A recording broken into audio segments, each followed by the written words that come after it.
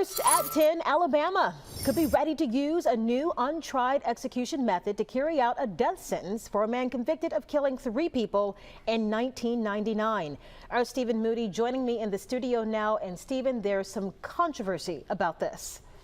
Yeah, that's right, Lenise. Alan Eugene Miller was sentenced to death after a shooting spree. Now, just 10 days before his scheduled execution, he's trying to block it. And it all has to do with a method called nitrogen hypoxia. It was approved for use in 2018, and Miller's execution could be the first use of it. Alan Eugene Miller is set to be executed next Thursday. Miller was convicted in a workplace shooting death of 3 people in 1999. It was in court today that the Deputy State Attorney General told a judge that nitrogen hypoxia, a new method of execution, could be available to use. The method causes death by replacing oxygen with nitrogen.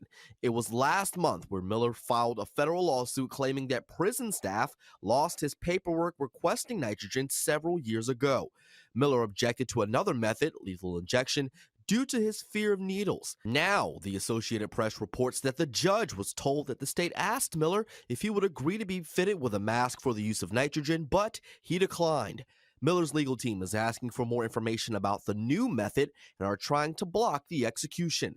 In court, his attorney said that Miller, quote, won't be used as a test case. The final decision on what method to use will come from Corrections Commissioner John Hamm. A deputy state attorney general says litigation is likely. Now, this would be the second execution in the state since July. Advocacy groups say the execution of Joe James by lethal injection was botched after it took 3 hours for it to be completed. The state says nothing out of the ordinary happened. Live in studio, Stephen Moody, Fox 2 News.